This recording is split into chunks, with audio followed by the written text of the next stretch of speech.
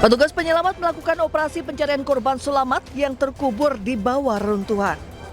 Tim penyelamat juga dilaporkan bekerja sepanjang malam untuk menemukan jenazah para korban. Menurut media Lebanon, 5 anggota keluarga yang sama tewas di lingkungan Al-Jabal ketika serangan udara Israel diduga menghantam sebuah bangunan tempat tinggal di kota Jibjit, Provinsi Nabatiyeh, Lebanon Selatan pada hari Selasa malam. Media lokal melaporkan bahwa serangan meratakan bangunan tersebut menewaskan Muhammad Jawad Baja, istrinya Lutfia Amani Jaber, putrinya Maryam Hilal Baja, dan putri kecilnya Ali Al-Rida Hilal Baja. Pasca kejadian pada Rabu pagi, pasukan pertahanan Israel IDF mengatakan telah menyerang sejumlah situs infrastruktur Hizbullah di beberapa wilayah di Lebanon Selatan. Sebelumnya, kantor Perdana Menteri mengumumkan bahwa Netanyahu telah menginstruksikan militer untuk mengintensifkan serangan ke Lebanon Selatan setelah menuduh Hizbullah melakukan pelanggaran gencatan senjata. Kedua pihak sepakat untuk gencatan senjata pada 16 April yang kemudian diperpanjang selama 3 minggu pada Kamis lalu. Menurut Kementerian Kesehatan Masyarakat Lebanon, operasi militer Israel di Lebanon telah menyebabkan lebih dari 1 juta orang mengungsi, dengan 2.521 tewas dan 7.804 terluka. Serangan udara Israel kembali menargetkan wilayah Lebanon Selatan. 3 kota dilaporkan terdampak dalam serangan terbaru ini. Israel menghantam kota Chabiyeh, Joya, dan Atiri melalui serangan udara. Kepulan asap tebal membumbung dari lokasi terdampak. Belum ada keterangan resmi terkait jumlah korban maupun total kerugian.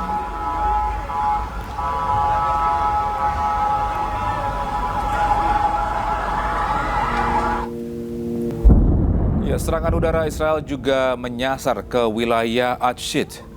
Meski masih dalam situasi gencatan senjata, namun sejumlah wilayah lain juga dilaporkan menjadi target. Israel mengklaim serangan ini ditujukan untuk menghancurkan fasilitas milik Hizbullah. Situasi ini memicu kekhawatiran atas pelanggaran kesepakatan damai dan berpotensi meningkatkan eskalasi konflik di kawasan Timur Tengah.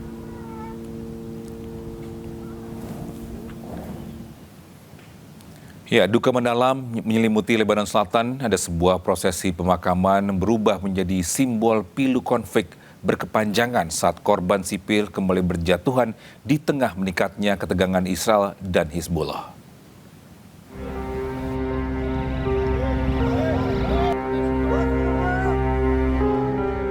Ratusan warga mengiringi pemakaman Mila Zayat, bocah berusia 4 tahun, bersama ibunya yang tengah mengandung, Rukaya Zidan, di desa Tayar Bedeba. Keduanya tewas dalam serangan udara Zionis Israel, meninggalkan luka mendalam bagi keluarga dan komunitas setempat. Lautan pelayat berjalan perlahan, mengusung jenazah korban menuju peristirahatan terakhir. Tim penyelamat Lebanon sebelumnya mengevakuasi jasad Mila dari runtuhan setelah serangan Zionis Israel menghantam wilayah tersebut. هذا دايما العدو الإسرائيلي وعدو الأمريكاني ما في للمجاهدين الأبطال بالخطوط الأمامية بيلجأ لضرب الأطفال والرضع. هدفهم هن بس يعملوا صدمة وترويع للعالم. ما فيهم للمجاهدين، عم راح ضربوا الأطفال، طفل رضيع، طفل رضيعة، طفل جنين ببطن أمه، لحتى يفرج العالم إنه عم يعمل صورة من الإنجازات اللي عم تعمل. Otoritas kesehatan setempat menyebut sedikitnya 3 orang tewas, termasuk seorang anak dan 11 lainnya terluka, beberapa diantaranya anak-anak. Militer Israel menyatakan serangan tersebut menargetkan posisi Hizbullah dengan klaim menghancurkan fasilitas militer dan gudang senjata. Militer Prancis merilis video jet tempur Rafale milik Prancis tembak jatuh drone Shahed milik Iran di Timur Tengah.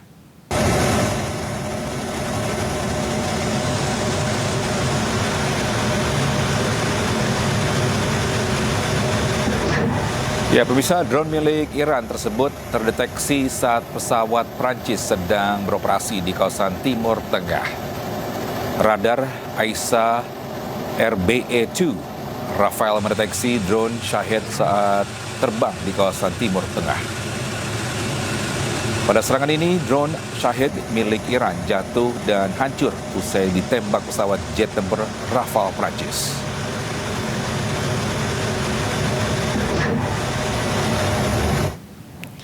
Ya, sementara itu Pusat Komando Amerika Serikat merilis marinir Amerika Serikat menyerbu sebuah kapal kargo komersial di Laut Arab. Kapal ini diduga mencoba transit ke Iran dengan melanggar blokade Amerika Serikat ke pelabuhan-pelabuhan Iran. Ya, turun dari helikopter, pasukan marinir Amerika Serikat menyergap kapal Blue Star 3. Mereka kemudian melepaskan kapal ini setelah sebelumnya sempat menggeledah untuk memastikan perjalanan kapal tidak akan singgah di pelabuhan Iran. Pasukan Amerika terus mengencarkan operasi dan blokade di seluruh perairan Timur Tengah. Selain ini, 39 kapal telah dialihkan. Ya, sementara itu Presiden Amerika Serikat Donald Trump ini mengunggah kembali sebuah video di akun media sosialnya. Video menunjukkan kondisi kapal-kapal tanker yang masih terjebak di Selat Hormuz. Video direkam dari sebuah jalan di pinggir Selat Hormuz.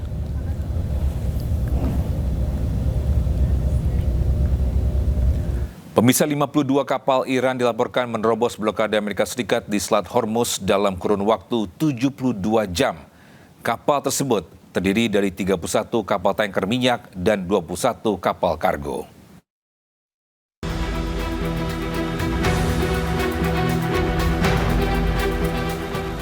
"52 kapal Iran dilaporkan telah melintasi blokade yang diberlakukan Amerika Serikat di perairan Iran dalam kurun waktu 72 jam. Dilansir dari media Timur Tengah Middle East Monitor, berdasarkan data pelacakan satelit, kapal-kapal tersebut termasuk 31 kapal tanker minyak dan 21 kapal kargo.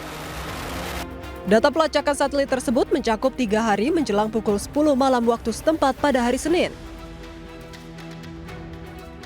Sebelumnya, Korps Garda Revolusi Islam mengumumkan pada 2 Maret bahwa Selat Hormuz telah ditutup untuk lalu lintas maritim. Hal tersebut menyusul pecahnya perang antara Amerika Serikat, Israel, dan Iran pada tanggal 28 Februari lalu. Ya, Sekretaris Jenderal Perserikatan Bangsa-Bangsa PBB Antonio Guterres mendesak Amerika Serikat dan Iran untuk membuka lagi Selat Hormuz. Hal ini disampaikan pada pertemuan Dewan Keamanan PBB terkait keamanan maritim pada Senin kemarin. Since early March, the disruption of shipping through the Strait of Hormuz has struck at global energy security, food supplies, and trade. The Strait of Hormuz is one of the world's most critical maritime choke points. It carries roughly 1/5 of global oil trade, 1/5 of global liquefied natural gas, and nearly 1/3 of internationally traded fertilizers. Safe, unimpeded passage is an economic and humanitarian imperative. The economic shock has been immediate, and everyone is paying the price. Acute volatility in energy and commodity markets, surging transport and insurance costs, and the worst supply chain disruption since COVID-19 and the war in Ukraine. I appeal to the parties, open the strait, let ships pass, no tolls, no discrimination, let trade resume. Ya, bisa Iran menawarkan pembukaan Selat Hormuz dan ditundanya pembahasan soal nuklir. Dengan proposal yang ditawarkan, peneliti Asia Middle East Center Pizarro Ghazali Idrus menyatakan Iran ingin terjadinya perdamaian secara permanen. Kalau kita lihat ya, konstruksi politik luar negeri Iran sebenarnya, dia pengen bahwa perang ini tuh benar-benar berakhir, bukan sekedar gencatan senjata ya. Makanya dia pakai gaya kayak Pakistan segala macamnya. Jadi kalau kita lihat, ini Iran pun sebenarnya mencari agar kemudian terjadi kesepahaman antara Teheran dan Washington. Udahlah, kita nih perang sudah hampir 2 bulan, terjadi kontak senjata dan lain sebagainya, harga minyak juga naik, maka kemudian kami usulkan proposal baru. Dan ini juga menarik menarik nih Mas Vicky ya. Gaya Iran mengusulkan proposal baru, ini bukti dia tuh tidak ingin didikte oleh Amerika Serikat. Kan Abbas Araghchi dia langsung datang ke Pakistan tanpa ada perwakilan Amerika Serikat. Kenapa? Dia pengen berbicara secara langsung kepada mediator, merumuskan proposal yang memang genuine dari Iran yang kira-kira ini memang jalan untuk sementara itu bisa kesepakatannya itu disepakati dulu, yaitu terjadinya perdamaian permanen. Karena saya kira Iran itu juga udah lelah, dia negosiasi perang, perang damai. Dia pengen kemudian ini betul-betul bisa dibuat kerangkanya menjadi perdamaian yang jangka panjang seperti itu. Tetapi lagi-lagi kan ini kemudian ini akan kembali lagi ke Amerika Serikat. Apakah kemudian Donald hadapi ketidakseriusan Amerika Serikat di dalam diplomasi? Saya kira itu Iran sebenarnya siap, mau perang pun dia siap, mau damai itu siap, mau negosiasi itu siap. Tapi benar-benar itu dilakukan secara serius dan berkeadilan bagi Iran. Begitu Mas Vicky. Baik, artinya Anda tidak melihat Iran sedang dalam kondisi tertekan ya. Walaupun Anda tadi kalau saya meminjam istilah dari Anda sudah banting harga begitu, menawarkan proposal yang kayaknya akan win-win juga kemudian akan memberikan hal positif bagi Amerika Serikat. Artinya menurut Anda ini Iran lagi nggak dalam kondisi tertekan menurut Anda?